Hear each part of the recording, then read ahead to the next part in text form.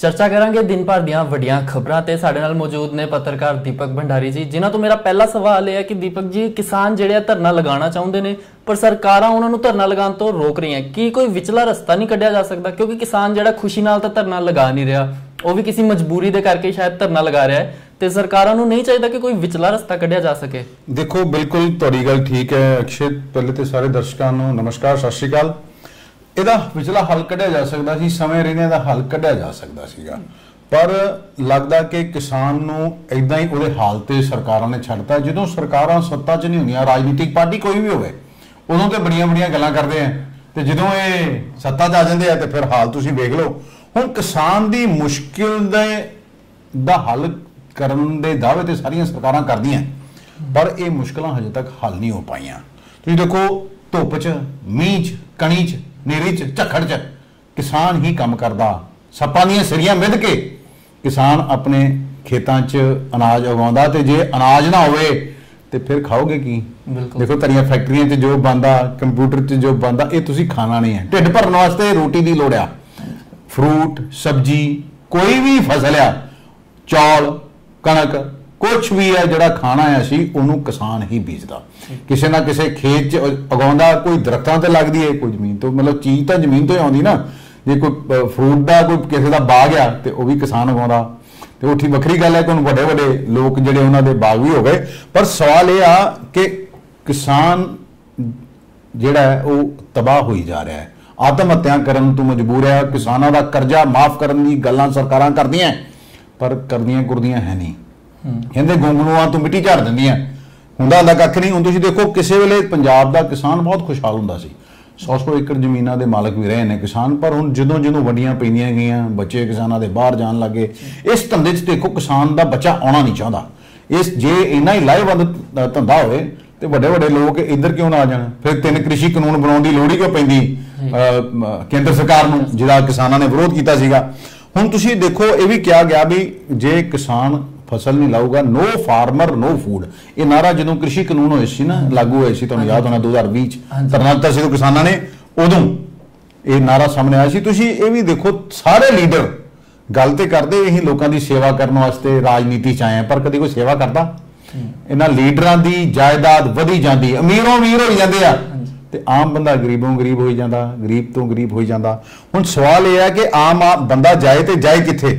ਇੱਕ ਇਕਨੋਮਿਸਟ ਨੇ ਇਹ ਬੜੀ ਵਧੀਆ ਗੱਲ ਕਹੀ ਹੈ ਕਿ ਕਹਿੰਦਾ, ਜਿੱਦਣ ਇਹ ਮੁਲਕ ਦਾ ਕੰਮਕਾਰ ਕਿਰਤ ਕਰਨ ਵਾਲਾ ਉਹ ਖਤਮ ਹੋ ਗਿਆ ਨਾ, ਤੇ ਜਿਹੜੇ ਜਿਹੜੇ ਮਹਿਲ ਵੱਡੇ ਵੱਡੇ ਜਿਨ੍ਹਾਂ ਦੇ ਬਣੇ ਨੇ ਨਾ, ਵੱਡੀਆਂ ਵੱਡੀਆਂ ਕੰਪਨੀਆਂ, ਉਹ ਵੀ ਖਤਮ ਹੋ ਜਾਣਗੇ। ਕਹਿੰਦੇ 1,00,000 2 ਲੱਖ ਅਮੀਰ ਮੁੱਕ ਜੇ ਨਾ, ਜਿਹੜੇ ਵੱਡੇ ਵੱਡੇ ਸਰਮਾਏਦਾਰ ਆ, ਕੋਈ ਫਰਕ ਨਹੀਂ ਪੈਣਾ। ਉਹ ਵੱਡੇ ਵੱਡੇ ਰਾਜਿਆਂ ਦੇ ਮਹਿਲ ਕਿਹਨੇ ਬਣਾਏ ਆ? ਗਰੀਬਾਂ ਨੇ ਬਣਾਏ ਆ। ਕਿਹਨੇ ਬਣਾਏ? ਦੇਖੋ, ਆਮ ਬੰਦਾ ਮਜ਼ਦੂਰ ਕੌਣ ਕਰ? ਉਹੀ ਮਾਨ ਸਾਹਿਬ ਕਹਿੰਦੇ ਸੀ ਵੀ ਕਰ ਕਮਲ ਨਾ ਬਣਾਉਂਦਾ ਤੇ ਮਜ਼ਦੂਰ ਆ, ਪੁੱਲ ਤੇ ਉਦਘਾਟਨ ਕਰਨ ਮੁੜ ਕੇ ਮੰਤਰੀ ਆ ਜਾਂਦਾ। ਤੇ ਹੁਣ ਇਹ ਆਪ ਵੀ ਤੇ ਉਹ ਕੰਮ ਕਰੇ ਜਾਂਦੇ ਨੇ। ਹੁਣ ਤੁਸੀਂ ਕਿਸਾਨ ਨੂੰ ਕਦੀ ਨਕਲੀ ਬੀਜਾਂ ਨਾਲ, ਕਦੀ ਉਹ ਵਿਚਾਰਾ ਖਾਦ, ਜਦੋਂ ਫਸਲ ਹੋਣੀ ਉਹਨੂੰ ਖਾਦ ਹੀ ਨਹੀਂ ਮਿਲਦੀ, ਮੁਸ਼ਕਲ ਹੋ ਜਾਂਦੀ ਹੈ, ਤੇ ਪੈਟਰੋਲ ਡੀਜ਼ਲ ਦੇ ਰੇਟ ਵਧਦੇ, ਕਦੀ ਉਹ ਨਕਲੀ ਉਹਨੂੰ ਕੀਟਨਾਸ਼ਕ ਮਿਲਦੀਆਂ। ਸਭ ਜਿਹੜੀ ਦੇਖੋ ਨਾ ਕਿ ਕਿਹੜੀ ਮੁਸ਼ਕਲ ਤੋਂ ਕਿਸਾਨ ਨਹੀਂ ਲੰਘਦਾ। ਹੁਣ ਹੜ੍ਹ ਆਏ ਨੇ ਤੇ ਸਭ ਤੋਂ ਜ਼ਿਆਦਾ ਜਿਹੜੀ ਮਾਰ ਪਈ ਹੈ ਨਾ, ਹੜ੍ਹਾਂ ਫਾਰਮਰ ਨੂੰ ਪਈ ਹੈ। ਇਹ ਨਹੀਂ ਕਿ ਦੂਜੇ ਲੋਕਾਂ ਨੂੰ ਮਾਰ ਨਹੀਂ ਪਈ, ਜਿਹੜੇ ਹੋਰ ਵੀ ਗਰੀਬ ਲੋਕ ਨੇ ਜਿਨ੍ਹਾਂ ਦਾ ਬਹੁਤ ਨੁਕਸਾਨ ਹੋਇਆ ਹੈ। ਕੋਈ ਦੁਕਾਨਦਾਰ ਛੋਟੇ ਹੈ, ਬਹੁਤ ਸਾਰੇ ਲੋਕਾਂ ਦਾ ਨੁਕਸਾਨ ਹੋਇਆ ਹੈ। ਕਦੀ ਕਿਸੇ ਲੀਡਰ ਦਾ ਘਰ ਡੁੱਬਿਆ ਵੇਖਿਆ ਜੇ? ਕਿਸੇ ਅਫਸਰ ਵੱਡੇ ਦਾ ਘਰ ਡੁੱਬਿਆ ਵੇਖਿਆ ਜੇ? ਇਹ ਕਹਿੰਦੇ ਤੇ ਹੈਗੇ ਆ ਵੀ ਲੋਕਤੰਤਰ ਆ, ਲੋਕਤੰਤਰ ਦੇ ਵਿੱਚ ਤੁਸੀਂ ਧਰਨਾ ਲਾਉਣ ਦੀ ਇਜਾਜ਼ਤ ਨਹੀਂ ਦੇ ਰਹੇ। ਕਿੰਨੀ ਸ਼ਰਮਨਾਕ ਗੱਲ ਹੈ। ਕੱਲ ਇੱਕ ਕਿਸਾਨ ਦੀ ਮੌਤ ਹੋ ਜਾਂਦੀ ਹੈ, ਅੱਜ ਇੱਕ ਕਿਸਾਨ ਦੀ ਲੱਤ ਵੱਢੀ ਗਈ ਹੈ, ਇਹਦੀ ਭਰਪਾਈ ਕੌਣ ਕਰੇਗਾ? ਵੀ ਤੁਸੀਂ ਫਿਰ ਸਰਕਾਰਾਂ ਮੁਆਵਜ਼ਾ ਦੇ ਦੇਣਗੀਆਂ ਵੀ ਕਿਸੇ ਲੀਡਰ ਦੀ ਲੱਤ ਵੱਢ ਕੇ ਜਾਂ ਉਹਨੂੰ ਮੋੜ ਕੇ ਮੁਆਵਜ਼ਾ ਦਿਓ ਨਾ ਉਹਨੂੰ। ਫਿਰ ਤੁਹਾਨੂੰ ਪੁੱਛੀਏ ਵੀ ਲੋਕ ਹੀ ਮਰਨ ਨੂੰ, ਆਮ ਬੰਦੇ ਨੂੰ ਮਰਨ ਲਈ ਸਰਕਾਰਾਂ ਨੇ ਛੱਡ ਦਿੱਤਾ ਹੈ। ਹੁਣ ਜਿਹੜਾ ਬੰਦਾ ਵਿਚਾਰਾ ਕਿਸਾਨ ਨੇ ਠੇਕੇ ਤੇ ਜ਼ਮੀਨ ਲਈ ਹੈ, ਠੇਕੇ ਤੇ ਜ਼ਮੀਨ ਲੈ ਕੇ ਵਾਹੁਦਾ, ਉਹਦਾ ਕੀ ਹਾਲ ਹੋਊਗਾ? ਉਹਨੇ ਠੇਕਾ ਵੀ ਭਰਿਆ, ਉਹਨੇ ਉਹਦੇ ਤੇ ਪਨੀਰੀ ਤੇ ਵੀ ਪੈਸੇ ਲਾਏ, ਤੇ ਉਹਨੂੰ ਉਮੀਦ ਸੀ ਮੈਂ ਆਪਣਾ ਪਰਿਵਾਰ ਪਾਲੂੰਗਾ। ਹੁਣ ਕਰੋਪੀ ਕੁਦਰਤੀ ਪਈ ਆ ਤੇ ਸਰਕਾਰਾਂ ਨੂੰ ਮਦਦ ਕਰਨੀ ਚਾਹੀਦੀ ਆ। ਹੁਣ ਦੇਖੋ, ਮੁਹਾਲੀ 'ਚ ਕਿੰਨਾ ਬੈਰੀਅਰ ਲਾਤੇ ਗਏ ਵੀ ਕੀ ਦਿੱਲੀ ਵਾਲਾ ਮਾਹੌਲ ਸਰਕਾਰਾਂ ਫਿਰ ਬਣਾਉਣੀਆਂ ਚਾਹੁੰਦੀਆਂ। ਇੱਥੇ ਪੰਜਾਬ ਦੇ ਵਿੱਚ ਵੀ, ਦਿੱਲੀ ਹਰਿਆਣੇ 'ਚ ਕੀ ਨਹੀਂ ਸੀ ਕੀਤਾ ਕਿਸਾਨਾਂ ਨੂੰ ਰੋਕਣ ਵਾਸਤੇ? ਦੇਖੋ ਨਾ, ਕਿੱਲਾਂ ਲਾਤੀਆਂ ਸੀ ਉੱਥੇ ਬਾਰਡਰ ਤੇ ਸੜਕਾਂ ਖੋਤੀਆਂ ਸੀ, ਤੇ ਕਿਸਾਨ ਨਹੀਂ ਪਹੁੰਚੇ ਉੱਥੇ। ਪਹੁੰਚ ਗਏ ਸੀ ਨਾ। ਤੇ ਫਿਰ ਸਰਕਾਰ ਨੂੰ ਸਮਝਣਾ ਚਾਹੀਦਾ, ਬਦਲਾਅ ਦੇ ਨਾਂ ਤੇ ਆਈ ਸਰਕਾਰ ਨੂੰ, ਉਹਦੇ ਲੀਡਰਾਂ ਨੂੰ ਇਹ ਸਮਝਣਾ ਚਾਹੀਦਾ ਵੀ ਕਿਸਾਨ ਇੱਥੇ ਵੀ ਪਹੁੰਚ ਜਾਣਗੇ। ਉਹ ਚੰਡੀਗੜ੍ਹ ਧਰਨਾ ਲਾਉਣ ਦੀ ਗੱਲ ਉਹਨਾਂ ਨੇ ਕੀਤੀ ਹੈ ਨਾ, ਵੀ ਜੁਝਾਰੂ ਕਿਸਾਨ ਆ। ਜੈ ਜਵਾਨ ਜੈ ਕਿਸਾਨ ਦਾ ਨਾਰਾ ਐਵੇਂ ਨਹੀਂ ਸੀ ਦਿੱਤਾ ਗਿਆ, ਇਸ ਕਰਕੇ ਦਿੱਤਾ ਗਿਆ ਸੀ ਕਿਸਾਨ ਹੀ ਸੀ ਜਿਹਨੇ ਕੇਂਦਰ ਸਰਕਾਰ ਨੂੰ 3 ਕ੍ਰਿਸ਼ੀ ਕਾਨੂੰਨ ਵਾਪਸ ਲੈਣ ਤੇ ਮਜਬੂਰ ਕਰਤਾ, ਜਦ ਕਿ ਕਿਹਾ ਜਾਂਦਾ ਸੀ ਕਾਨੂੰਨ ਵਾਪਸ ਨਹੀਂ ਹੋਣੇ। ਪਰ ਕਿੰਨੀਆਂ ਮੀਟਿੰਗਾਂ ਹੋਈਆਂ, ਅਖੀਰ ਪ੍ਰਧਾਨ ਮੰਤਰੀ ਨੂੰ ਇਹ ਕਹਿਣਾ ਪੈ ਗਿਆ ਵੀ ਮੈਂ ਇਹਨਾਂ ਨੂੰ ਸਮਝਾਉਣ 'ਚ ਜਿਹੜਾ ਸਫਲ ਨਹੀਂ ਹੋਇਆ, ਅਖੀਰ ਫਿਰ ਵਾਪਸ ਲੈਣੇ ਪੈਣਾ ਕਾਨੂੰਨ। ਹੁਣ ਤੁਸੀਂ ਦੇਖੋ ਪੰਜਾਬ 'ਚ ਇੰਨੇ ਘਟਾਲੇ ਹੋਏ ਆ, ਕੀ ਕਿਸਾਨ ਨੇ ਕੀਤਾ? ਅਮਰੂਦਾਂ ਦਾ ਘਟਾਲਾ ਹੋ ਗਿਆ, ਬਾਗ ਲੱਗੇ ਨਹੀਂ ਤੇ ਮੁਆਵਜ਼ਾ ਲੈ ਲਿਆ ਕਿਸੇ ਦੀ, ਕਿਸਾਨ ਉਹ 'ਚ ਵੀ ਕਿਸਾਨ ਹੀ ਮਾਰਿਆ ਗਿਆ। ਕਿਸਾਨ ਦੀ ਜੇ ਫਸਲ ਹੁੰਦੀ, ਕਿਸਾਨ ਨੂੰ ਮੁਆਵਜ਼ਾ ਮਿਲਦਾ ਤੇ ਉਹਨੂੰ ਮੁਆਵਜ਼ਾ ਵੱਧ ਮਿਲਦਾ। ਇਹਨਾਂ ਕਿਸਾਨਾਂ ਕੋਲੋਂ ਜ਼ਮੀਨ ਆਪਣੀਆਂ ਪੱਟੇ ਤੇ ਜ਼ਮੀਨਾਂ ਲਗਾਈਆਂ ਤੇ ਫਿਰ ਉਹਨਾਂ ਨੂੰ ਮੁਆਵਜ਼ਾ ਆਪਣੇ ਨਾਲ ਲਿਆ। ਅਮਰੂਦਾਂ ਦੇ ਬਾਗ ਉਹ ਖਾ ਇਹਨਾਂ ਨੇ ਮੁਆਵਜ਼ਾ ਲਿਆ, ਲੇਤਾ ਇਹ ਖਾ ਗਏ, ਬਦਰੀ ਇਹ ਖਾ ਗਏ। ਨਸ਼ੇ ਦਾ ਕਾਰੋਬਾਰ ਜਿਹੜਾ ਇਹ ਕਿਉਂ ਨਹੀਂ ਮੁੱਕ ਰਿਹਾ ਪੰਜਾਬ ਦੇ ਵਿੱਚੋਂ? ਕੀ ਇਹਦੇ ਚ ਲੀਡਰਾਂ ਦਾ ਤੇ ਅਫਸਰਾਂ ਦਾ ਹੱਥ ਨਹੀਂ ਹੈ? ਰੋਜ਼ ਆਮ ਬੰਦੇ ਨੂੰ ਪਤਾ ਹੁੰਦਾ, ਜਿਹੜੇ ਨੌਜਵਾਨ, ਤੁਸੀਂ ਵੀ ਇੰਟਰਵਿਊ ਕਈ ਕੀਤੀਆਂ, ਨੌਜਵਾਨ ਨੇ ਪੁੜੀ ਲੈਣੀ, ਉਹਨੂੰ ਪਤਾ ਮੈਨੂੰ ਪੁੜੀ ਕਿੱਥੋਂ ਮਿਲਣੀ ਹੈ, ਕੀ ਅਫਸਰ ਨੂੰ ਸਰਕਾਰਾਂ ਨੂੰ ਨਹੀਂ ਪਤਾ? ਇਹ ਤਾਂ ਕਹਿੰਦੇ ਲੋਕੀ ਮਰ ਜਾਣ ਇਹ ਕਰਕੇ। ਪਰ ਹੁਣ ਤੁਸੀਂ ਇਹ ਦੇਖੋ, ਜਦੋਂ ਇਹ ਮਾਨ ਸਾਹਿਬ ਵਿਪਕਸ਼ ਸਨ, ਮੁੱਖ ਮੰਤਰੀ ਨਹੀਂ ਸੀ ਬਣੇ, ਉਦੋਂ ਕਹਿੰਦੇ ਸੀ ਵੀ ਲੋਕਤੰਤਰਿਕ ਦਾ ਅਧਿਕਾਰ ਹੈ ਧਰਨੇ ਦੇਣਾ, ਤੇ ਇਹ ਆਪ ਪਾਰਟੀ ਵੀ ਧਰਨਿਆਂ ਚੋਂ ਨਿਕਲੀ ਹੈ। ਤੇ ਹੁਣ ਲੋਕਾਂ ਨੂੰ ਕਹਿੰਦੇ ਵੀ ਅਸੀਂ ਧਰਨੇ ਨਹੀਂ ਲਾਉਂਦੇ ਨੇ। ਸਵਾਲ ਤੇ ਸਭ ਤੋਂ ਵੱਡਾ ਇਹ ਹੈ ਵੀ ਆਖਰ ਜੇ ਲੋਕੀ ਧਰਨੇ ਵੀ ਨਾ ਲਾਉਣ ਤੇ ਫਿਰ ਕਰਨ ਕੀ? ਤੁਸੀਂ ਉਦਾਂ ਦੀ ਆਵਾਜ਼ ਸੁਣਦੇ ਨਹੀਂ, ਉਹਨਾਂ ਦੀ ਮੰਗਾਂ ਮੰਨ ਲਓ ਫਿਰ, ਜਾਂ ਕਹਿ ਦਿਓ ਤੁਹਾਡੀਆਂ ਮੰਗਾਂ ਜਾਇਜ਼ ਨਹੀਂ ਹੈਗੀਆਂ। ਮੁੱਖ ਮੰਤਰੀ ਭਗਵੰਤ ਮਾਨ ਨਾਲ ਮੀਟਿੰਗ ਹੁੰਦੀ ਹੈ, ਰਾਜਪਾਲ ਸਾਹਿਬ ਨਾਲ ਮੀਟਿੰਗ ਹੁੰਦੀ ਹੈ, ਉਹਨਾਂ ਨੂੰ ਕਿਹਾ ਜਾਂਦਾ ਵੀ ਤੁਸੀਂ ਮਸਾਣਾ ਦੇ ਕੋਲ ਥਾਂ ਲੈ ਲਓ, ਉੱਥੇ ਤੁਸੀਂ ਲਾ ਦਿਓ ਧਰਨਾ। ਉਹ ਕਹਿੰਦੇ ਮਸਾਣਾ ਚ ਕੌਣ ਆਊਗਾ ਹੁਣ ਵੇਖਣ? 17 ਦੀ ਪਰੇਡ ਗਰਾਊਂਡ 'ਚ ਧਰਨਾ ਲਾਉਣ ਵਾਸਤੇ ਕੂਚ ਕੀਤਾ। ਹੁਣ ਦੇਖੋ ਬਹੁਤ ਸਾਰੀ ਜਗ੍ਹਾ ਤੇ ਸਰਕਾਰ ਨੇ ਬੈਰੀਅਰ ਲਾਏ ਹੈ, ਪਰ ਕਿਸਾਨ ਹੈ, ਜੁਝਾਰੂ ਹੈ, ਫਾਰਮਰ ਹੀ ਹੈ ਜਿਹੜਾ ਮੁਲਕ ਨੂੰ ਬਚਾਈ ਜਾਂਦਾ। ਦੇਖੋ ਨਾ, ਹਰੀ ਕ੍ਰਾਂਤੀ ਕਿਹਨੇ ਲਿਆਂਦੀ ਸੀ? ਫਾਰਮਰ ਨੇ ਲਿਆਂਦੀ ਸੀ। ਪਸ਼ੂ ਦੁੱਧ ਦਾ ਉਹਦੇ ਵਿਚਾਰੇ ਤੇ ਕਿਸਾਨ ਦੇ ਤੇ ਪਸ਼ੂ ਵੀ ਮਰ ਗਏ, ਪਸ਼ੂਆਂ ਦਾ ਵੀ ਨੁਕਸਾਨ ਹੋ ਗਿਆ, ਚਾਰੇ ਦਾ ਨੁਕਸਾਨ ਹੋ ਗਿਆ। ਉਹਨੂੰ ਖਵਾਊਗਾ ਕੀ? ਦੁੱਧ ਵੇਚ ਕੇ ਆਪਣਾ ਪਰਿਵਾਰ ਉਹ ਪਾਲਦਾ ਸੀ। ਵੀ ਤੁਹਾਨੂੰ ਤੁਸੀਂ ਆਪਣੇ ਭੱਤੇ ਲਏ, ਕੋਈ ਇੱਕ ਮਹੀਨੇ ਦੀ ਕੋਈ ਤਨਖਾਹ ਲੀਡਰ ਦੇ ਦੇ ਨਾ ਤੇ ਰੌਲਾ ਪਾਉਂਦਾ, ਇਹਦੀਆਂ ਸੁਰਖੀਆਂ ਬਣਾ ਕੇ 1 ਮਹੀਨੇ ਦੀ ਤਨਖਾਹ ਮੰਤਰੀ ਸਾਹਿਬ ਨੇ ਕਿਸਾਨਾਂ ਦੇ ਹੜ੍ਹਾਂ ਦੇ ਮੁਆਵਜ਼ੇ ਤੇ ਦੇਤੀ। ਉਹ ਵੀ ਤੁਸੀਂ ਆਏ ਤਾਂ ਸੇਵਾ ਦੇ ਨਾਂ ਤੇ, ਤੁਹਾਨੂੰ ਤਾਂ ਤਨਖਾਹਾਂ ਮਿਲਣੀਆਂ ਨਹੀਂ ਚਾਹੀਦੀਆਂ, ਤੁਹਾਨੂੰ ਤਾਂ ਭੱਤੇ ਮਿਲਣੇ ਨਹੀਂ ਚਾਹੀਦੇ। ਰਾਜ ਤੁਸੀਂ ਕਰਦੇ ਹੋ ਲੋਕਾਂ ਦੇ ਉੱਤੇ, ਤੇ ਲੋਕਾਂ ਦਾ ਤੇ ਹਾਲ ਕੀ ਕਰਤਾ? ਲੋਕਾਂ ਨੂੰ ਤਾਂ ਤੁਸੀਂ ਭਿੱਖ ਮੰਗੇ ਬਣਾ ਕੇ ਰੱਖਤਾ। ਇਸ ਕਰਕੇ ਹੁਣ ਦੇਖੋ, ਜੇ ਛੇਤੀ ਸੁਲਝਾਇਆ ਨਾ ਗਿਆ ਮਸਲਾ ਤੇ ਇਹ ਆਉਣ ਵਾਲੇ ਦਿਨਾਂ ਦੇ ਵਿੱਚ ਹੋਰ ਮੁਸ਼ਕਲ ਖੜੀ ਕਰ ਸਕਦਾ ਪੰਜਾਬ ਦੇ ਵਿੱਚ। ਤੇ ਅੱਗੇ ਉਦਯੋਗ ਹੈ ਨਹੀਂ, ਵਪਾਰ ਕਿੱਥੇ ਪੰਜਾਬ ਦੇ ਵਿੱਚ? ਕੋਈ ਆਉਣ ਨੂੰ ਤਿਆਰ ਨਹੀਂ ਹੈ ਕੋਈ ਬਾਹਰੋਂ, ਤੇ ਜੇ ਕੋਈ ਆਉਂਦਾ ਤੇ ਫਿਰ ਕਹਿੰਦੇ ਧਰਨਿਆਂ ਦਾ ਪ੍ਰਦੇਸ਼ ਆ। ਕਿਸਾਨੀ ਕਿੱਤਾ, ਉਹਨੂੰ ਕਿਸਾਨੀ ਨੂੰ ਬਰਬਾਦੀ ਤੋਂ ਬਚਾਉਣ ਵਾਸਤੇ ਸਰਕਾਰਾਂ ਨੂੰ ਕੜੇ ਜਿਹੜੇ ਆ ਉਹ ਕਾਨੂੰਨ ਵੀ ਬਣਾਉਣੇ ਪੈਣਗੇ, ਨਿਯਮ ਵੀ ਬਣਾਉਣੇ। ਇਹ ਨਹੀਂ ਵੀ ਲੀਡਰ ਹੀ ਇੱਥੇ MSP ਜੇ ਝੋਨੇ ਤੇ ਕਣਕ ਤੇ ਮਿਲਦਾ, ਇੱਥੇ ਉਹਨਾਂ ਝੋਨਾ ਨਹੀਂ ਹੁੰਦਾ। ਜਿਹੜਾ ਜਿੰਨਾ ਬਾਹਰੋਂ ਮੰਡੀਆਂ ਚੋਂ ਆ ਕੇ ਤੇ ਵੇਚਦਾ ਕੌਣ ਹੈ? ਲੀਡਰ ਤੇ ਅਫਸਰ। ਜੇ ਸਕੂਟਰ ਤੇ ਨਾਜ ਕਿਹਨੇ ਭੇਜਿਆ? ਲੀਡਰਾਂ ਨੇ ਤੇ ਅਫਸਰਾਂ ਨੇ, ਕਿਸਾਨਾਂ ਨੇ ਤਾਂ ਨਹੀਂ ਭੇਜਿਆ। ਕਿਸਾਨ ਤੇ ਵਿਚਾਰਾ ਆਪਣੀ ਮਸਾ ਫਸਲ ਕੱਟਦਾ, ਉਹ ਕਹਿੰਦਾ ਮੈਂ ਮੰਡੀ 'ਚ ਵੇਚ ਕੇ ਤੇ ਮੈਂ ਆਪਣੇ ਪੈਸੇ ਲਵਾਂ। ਕੁਛ ਉਹਨੇ ਉਧਾਰ ਚੁੱਕਿਆ ਹੁੰਦਾ, ਉਹ ਲੈਣਾ, ਕੁਝ ਉਹਨੇ ਆਪਣੇ ਨਿਆਣਿਆਂ ਦੇ ਕੱਪੜੇ ਲੈਣੇ ਦੇ, ਕਿਸੇ ਦੀ ਫੀਸ ਦੇਣੀ ਹੁੰਦੀ ਹੈ, ਉਹ ਇਹਨਾਂ ਚੱਕਰਾਂ 'ਚੋਂ ਨਿਕਲਦਾ। ਤੇ ਇਹ ਲੀਡਰ ਤੇ ਅਫਸਰ ਜੋਕਾਂ ਬਣ ਕੇ ਪੰਜਾਬ ਨੂੰ ਚੰਬੜੀਆਂ। ਇਹਨਾਂ ਕਿਸਾਨ ਨੂੰ ਮਜਬੂਰ, ਵੈਸੇ ਤੇ ਮਜਬੂਰ ਨਾ ਕਰੋ, ਪਰ ਇਹ ਵੀ ਦੇਖੋ ਅੱਛੀ ਤੇ ਗੱਲ ਆ, ਜੇ ਦਿੱਲੀ ਦੀ ਜਿੱਤ ਜਿੱਡੀ ਵੱਡੀ ਕਿਸਾਨਾਂ ਦੀ ਹੋਈ ਸੀ ਨਾ, ਜੇ ਉਸ ਤੋਂ ਬਾਅਦ ਇਹ ਮਹੱਤਵਕਾਂਖੀ ਨਾ ਹੁੰਦੇ ਵੀ ਇਹਨਾਂ ਨੂੰ ਨਾ ਪੈਂਦਾ ਵੀ ਸੀ ਰਾਜਨੀਤੀ 'ਚ ਪੈਣਾ, ਇਹਨਾਂ ਰਾਜਨੀਤੀ ਬਣਾ ਲਈ, ਪਾਰਟੀ ਬਣਾ ਲਈ, ਕਈ ਵੰਡੇ ਗਏ ਆਪਸ 'ਚ। ਇਹ ਸਾਰੇ ਸੰਗਠਿਤ ਹੁੰਦੇ ਨਾ, ਜਿਹੜੀ ਮਰਜ਼ੀ ਸਰਕਾਰ ਕੋਲ ਜੋ ਮਰਜ਼ੀ ਕੰਮ ਕਰਵਾ ਲੈਂਦੇ। ਸਰਕਾਰਾਂ ਦੀ ਕੀ ਜ਼ਰੂਰਤ ਹੈ ਇਹਨਾਂ ਦੇ ਅੱਗੇ? ਲੋਕਾਂ ਦੇ ਅੱਗੇ ਨਾ ਬੋਲਣ, ਲੋਕਾਂ ਦੇ ਅੱਗੇ ਬੋਲਣ, ਲੋਕਾਂ ਦੇ ਕੰਮ ਨਾ ਕਰਨ। ਜਨਤੰਤਰ ਆ ਇਹ, ਲੋਕਤੰਤਰ ਆ। ਲੋਕਤੰਤਰ ਦੇ ਵਿੱਚ ਜਨਤਾ ਹੀ ਜਨਾਰਦਾ ਆ, ਤੇ ਜਨਤਾ ਦੀ ਜੇ ਤੁਸੀਂ ਆਵਾਜ਼ ਦਬੋਗੇ ਤੇ ਫਿਰ ਕਿਤੇ ਨਾ ਕਿਤੇ ਜਨਤਾ ਵੀ ਤੇ ਬੋਲੂਗੀ ਨਾ। ਤੇ ਇਹ ਤੇ ਸੂਰਮਿਆਂ ਦਾ ਵੈਸੇ ਹੀ ਧਰਤੀ ਹੈ ਪੰਜਾਬ, ਤੇ ਇਸ ਕਰਕੇ ਸਰਕਾਰਾਂ ਨੂੰ ਇਹਦਾ ਹੱਲ ਕਰਨਾ ਚਾਹੀਦਾ। ਦੀਪਕ ਜੀ, ਇਹਦੇ ਨਾਲ ਜਾਤੀ ਵੀ ਤੁਹਾਨੂੰ ਪਤਾ ਹੈ ਸਾਡੇ ਦੇਸ਼ ਦੇ ਵਿੱਚ ਕਿੰਨਾ ਵੱਡਾ ਮੁੱਦਾ ਬਣ ਗਿਆ ਹੈ। ਹਾਲ ਹੀ ਦੇ ਵਿੱਚ ਮਲਿਕ ਅਰਜੁਨ ਖੜਗੇ MP ਦੇ ਵਿੱਚ ਗਏ ਸੀਗੇ, ਤੇ ਉਹਨਾਂ ਨੇ ਲੋਕਾਂ ਨਾਲ ਵਾਅਦਾ ਕੀਤਾ ਜੇਕਰ ਸਾਡੀ ਸਰਕਾਰ ਆਉਂਦੀ ਹੈ ਤੇ ਅਸੀਂ ਜਾਤੀ ਦੇ ਆਧਾਰ ਤੇ ਜਨਗਣਨਾ ਕਰਾਂਗੇ। ਕੀ ਅੱਜ ਦੇਸ਼ ਨੂੰ ਆਜ਼ਾਦ ਹੋਏ ਇੰਨੇ ਸਾਲ ਹੋ ਗਏ ਨੇ, 75-76 ਸਾਲ ਹੋ ਗਏ ਨੇ, ਤੇ ਅੱਜ ਵੀ ਜਾਤੀ ਦੇ ਆਧਾਰ ਤੇ ਹੀ ਇਲੈਕਸ਼ਨ ਜਿਹੜੀ ਜਿੱਤੀ ਜਾ ਸਕਦੀ ਹੈ? ਦੇਖੋ, ਇਹ ਸਾਡੇ ਮੁਲਕ ਦੀ ਬੜੀ ਤਰਾਸਦੀ ਹੈ ਵੀ ਅੱਜ ਵੀ ਅਸੀਂ ਲੋਕਾਂ ਨੂੰ ਜਾਤ ਪਾਤ ਧਰਮ ਦੇ ਆਧਾਰ ਤੇ ਵੰਡਿਆ ਹੋਇਆ ਹੈ। ਉਹ ਕਾਂਗਰਸ ਦੇ ਰਾਸ਼ਟਰੀ ਅਧਿਕਸ਼ ਨੇ ਮਲਿਕ ਅਰਜੁਨ ਖੜਗੇ, ਉਹ ਅੱਜ ਜਾਂਦੇ ਮੱਧ ਪ੍ਰਦੇਸ਼ 'ਚ, ਉਹ ਕਹਿੰਦੇ ਵੀ ਜੇ ਸਾਡੀ ਸਰਕਾਰ ਬਣੀ ਹੈ ਤੇ ਅਸੀਂ ਫਿਰ ਜਾਤੀ ਦੇ ਆਧਾਰ ਤੇ ਜਨਗਣਨਾ ਕਰਾਵਾਂਗੇ। ਮਤਲਬ ਕਿੰਨੇ ਤੁਸੀਂ ਇਹ ਦੇਖੋ, ਇਹ ਪਹਿਲੀ ਵਾਰ ਨਹੀਂ ਹੋਇਆ, ਇਸ ਤੋਂ ਪਹਿਲਾਂ ਵੀ ਇਹ ਸਾਰੇ ਕੰਮ ਚੱਲਦੇ ਰਹੇ ਨੇ। ਜੇ ਮੈਂ ਪਿੱਛੇ ਜਾਵਾਂ ਤੇ 7 ਅਗਸਤ 1990 ਨੂੰ ਉਦੋਂ ਪ੍ਰਧਾਨ ਮੰਤਰੀ ਹੁੰਦੇ ਸੀ ਦੇਸ਼ ਦੇ ਵੀਪੀ ਸਿੰਘ, ਉਹਨਾਂ ਦੀ ਸਰਕਾਰ ਨੇ ਦੇਸ਼ ਭਰ 'ਚ ਪਿਛੜੀ ਜਾਤੀਆਂ ਨੂੰ 27% ਆਰਕਸ਼ਣ ਦੇਣ ਦਾ ਜਿਹੜਾ ਐਲਾਨ ਕੀਤਾ ਸੀ। ਸਰਕਾਰੀ ਨੌਕਰੀਆਂ ਤੇ ਐਡਮਿਸ਼ਨ 'ਚ ਇਹ ਆਰਕਸ਼ਣ ਜਦੋਂ ਉਦੋਂ ਪਿਛੜਾ ਜਿਹੜਾ ਵਰਗ ਉਹਦੀ ਆਯੋਗ ਦੀ ਸਿਫਾਰਿਸ਼ ਤੇ ਦਿੱਤਾ ਗਿਆ ਸੀ ਤੇ ਇਹਨੂੰ ਲੈ ਕੇ ਬਹੁਤ ਵਿਰੋਧ ਵੀ ਹੋਇਆ ਸੀ। ਬਹੁਤ ਜ਼ਿਆਦਾ ਸਟੂਡੈਂਟਸ ਨੇ ਸੰਘਰਸ਼ ਕੀਤਾ ਸੀ ਵੀ ਮੰਡਲ ਕਮਿਸ਼ਨ ਦੀ ਲਾਗੂ ਕਰਤੀਆਂ, ਲੋਕ ਤੇ ਮਾਰ ਦੋਗੇ, ਬਰਬਾਦ ਕਰ ਦੋਗੇ। ਫਿਰ ਉਸ ਤੋਂ ਬਾਅਦ ਰੱਥ ਯਾਤਰਾ ਕਰਦੀ ਬੀਜੇਪੀ। ਉਦੋਂ ਇਹ ਕਿਹਾ ਜਾਂਦਾ ਵੀ ਲਾਲ ਕ੍ਰਿਸ਼ਨ ਅਡਵਾਨੀ ਨੇ ਤੋੜ ਨਿਕਾਲਿਆ ਸੀ ਇਹਦਾ ਵੀ ਮੰਡਲ ਦਾ ਕਮੰਡਲ ਯਾਤਰਾ। ਹੁਣ ਇਸੇ ਸਾਲ 15 ਅਗਸਤ ਪ੍ਰਧਾਨ ਮੰਤਰੀ ਨਰਿੰਦਰ ਮੋਦੀ ਨੇ ਲਾਲ ਕਿਲੇ ਤੋਂ ਵਿਸ਼ਵਕਰਮਾ ਯੋਜਨਾ ਦਾ ਜਿਹੜਾ ਐਲਾਨ ਕਰਤਾ ਵੀ ਦੇਸ਼ ਦੇ 13 ਰਾਜਾਂ 'ਚ OBC ਦੀ ਜਿਹੜੀ ਆਬਾਦੀ ਹੈ ਨਾ ਉਹ 40% ਜ਼ਿਆਦਾ ਹੈ। ਇਸੇ ਕਰਕੇ ਸਾਰੀ ਰਾਜਨੀਤਿਕ ਪਾਰਟੀਆਂ ਦੀ ਨਜ਼ਰ ਉਹ ਹੈ, ਕਿਉਂਕਿ ਇਹਨਾਂ ਦਾ ਕੰਮ ਸਿਰਫ ਇਹ ਆ ਸੱਤਾ ਕਿਵੇਂ ਹਾਸਲ ਕਰਨੀ ਹੈ। ਇਹਨਾਂ ਨੂੰ ਪਤਾ ਲੱਗ ਗਿਆ ਲੀਡਰਾਂ ਨੂੰ ਵੀ ਰਾਜ ਕਰਨ ਦਾ ਇੱਕੋ ਤਰੀਕਾ ਵੀ ਤੁਸੀਂ ਲੀਡਰ ਬਣ ਜਾਓ, ਕੋਈ MP ਬਣ ਜਾਵੇ ਫਿਰ ਮੰਤਰੀ ਬਣੇ, ਕੋਈ MLA ਬਣ ਜਾਵੇ ਮੰਤਰੀ ਬਣੇ, ਨਹੀਂ ਤੇ ਹੋਰ ਕਾਹਦਾ ਰਾਜ ਕਰਨ ਦਾ ਤਰੀਕਾ। ਉਹ ਕਹਿੰਦੇ ਨਾ ਵੀ ਗੋਰੇ ਚਲੇ ਗਏ, ਇਹ ਕਾਇਆ ਨੂੰ ਲਾਏ ਆ ਵੀ ਤੁਸੀਂ ਰਾਜ ਕਰੋ, ਅੰਗਰੇਜ਼ਾਂ ਦੇ ਬਣਾਏ ਕਾਨੂੰਨ ਚੱਲਣ ਡਏ ਸਾਡੇ ਮੁਲਕ ਦੇ ਵਿੱਚ, ਇਹਨਾਂ ਕੋਲ ਤੇ ਕਾਨੂੰਨ ਨਹੀਂ ਬਦਲੇਗੇ, ਇਹਨਾਂ ਕੋਲ ਅਸੀਂ ਕੀ ਉਮੀਦ ਕਰਾਂਗੇ। ਦੇਸ਼ ਵਾਸੀਆਂ ਦਾ ਸ਼ੋਸ਼ਣ ਹੁੰਦਾ, ਲੋਕਾਂ ਦਾ ਸ਼ੋਸ਼ਣ ਹੁੰਦਾ। ਅੱਜ ਆਮ ਬੰਦਾ ਗਰੀਬ ਤੋਂ ਗਰੀਬ ਹੋਈ ਜਾ ਰਿਹਾ ਤੇ ਇਹ ਲੀਡਰਾਂ ਦੇ 50-50 ਕਾਲਜ ਬਣ ਗਏ, ਇਹਨਾਂ ਦੇ ਹੱਥ ਕਿਹੜੀ ਗਿੱਦੜ ਸਿੰਘੀ ਲੱਗ ਜਾਂਦੀ ਹੈ।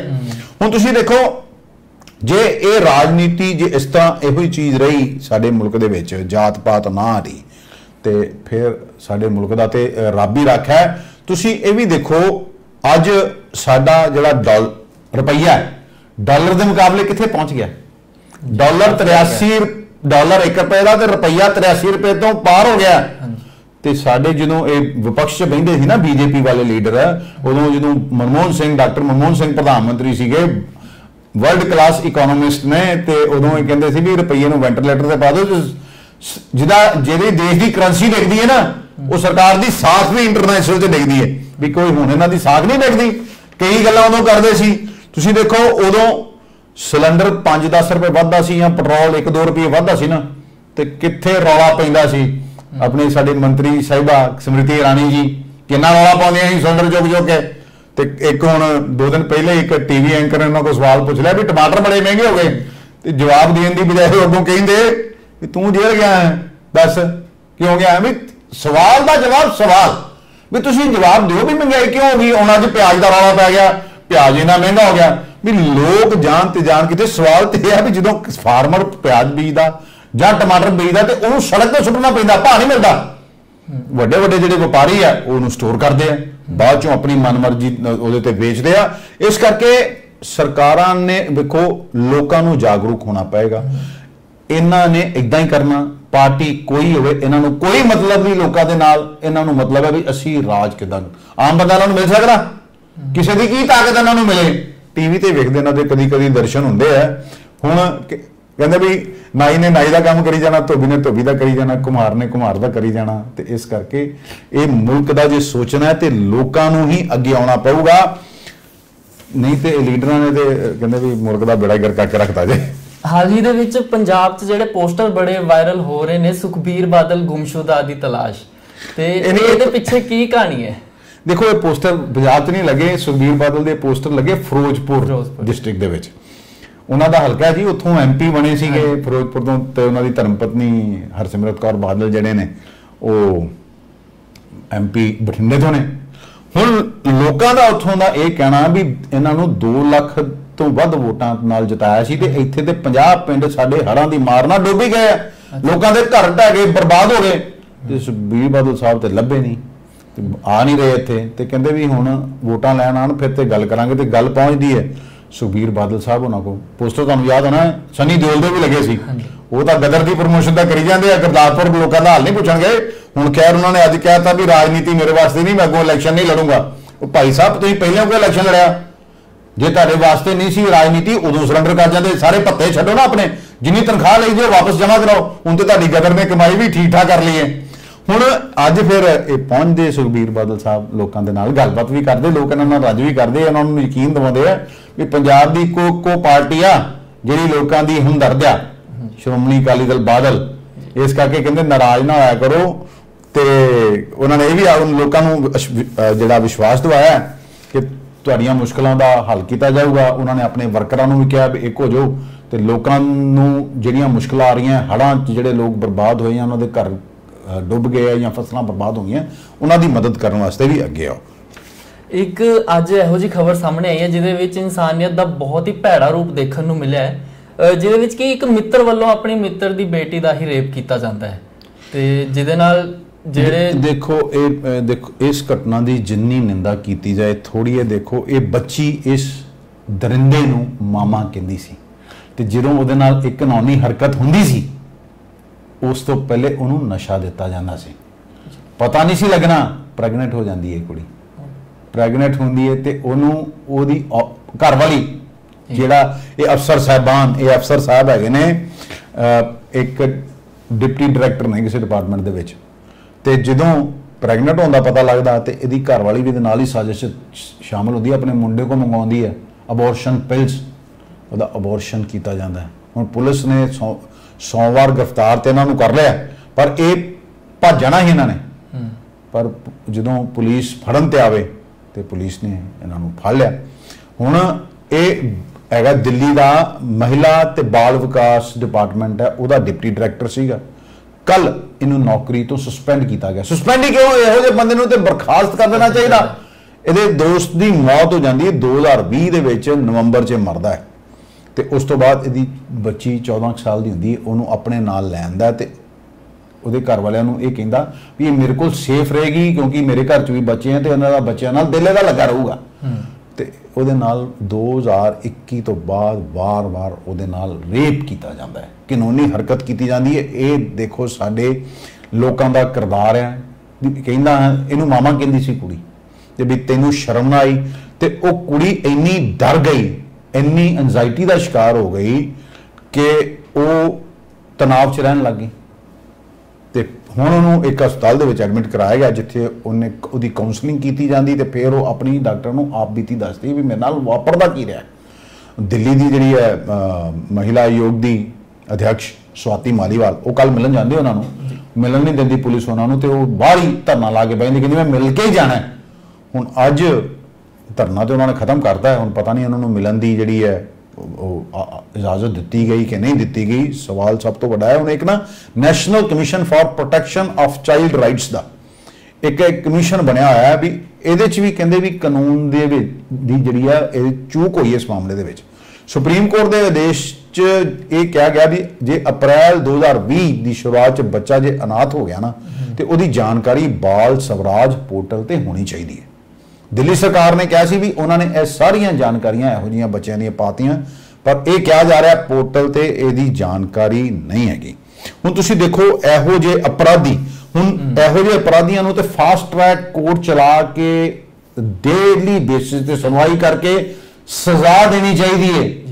ये नहीं भी पहलियां जिन्हें 4.5 करोड़ केस अगे लटकिया है तो एक केस होर, इस तरह तो फिर अपराधियों नूं तां करके ही हौसला अपराधियों का वध रहा, क्योंकि साडे देश के विच अंग्रेज़ों के बनाए कानून है, उन्होंने अपने हिसाब नाल कानून बनाए सीगे भी जे असीं किसी हिंदुस्तानी नाल कोई माड़ा चंगा काम कर दईए तो सानूं कानून का सहारा लैके असीं बच जाइए। वही कानून चली जाते हैं भी कदों साडे देश अंग्रेज़ों के कानून बदलणगे, ये तो आने वाला समय दसूगा। सरकार कह तो रही भी असीं कानून बदलने हैं, पर जदों तक बदलाव नहीं, इसे करके अपराध वध रहा है क्योंकि अपराधियों को वार वार जमानत मिलती है। वो एक बार जमानत तो बाहर डर नहीं है ना रह गया, डर खत्म हो गया। उन्होंने पता हो मैनू भी गोली मार देनी या मैनू भी 7 साल 10 साल अंदर ही रहना पैना, तो फिर तो वो अपराध नहीं करूगा। तो जो उन्होंने पता भी मेरी 2 3 4 6 महीने जमानत हो जानी है, वो आगे फिर वो काम करना लग पैंदा। इस करके बहुत सारिया जिहड़ियां आज़ाद असीं गलतां करते हैं भी असीं चीन का मुकाबला करना, तो तुलना कई बारी साडे लीडर पाकिस्तान नाल कर देंगे भी कहते ਉਹਦਾ रुपया वेखो कितने है डॉलर के मुकाबले, असीं तो फिर चंगे हैं, पर बांग्लादेश तो भी पिछे जे। चलो अज समा हो गया, आप इजाजत लैने। तुहानूं सारा प्रोग्राम चंगा लगे लाइक कमेंट ते शेयर जरूर करना। नमस्कार।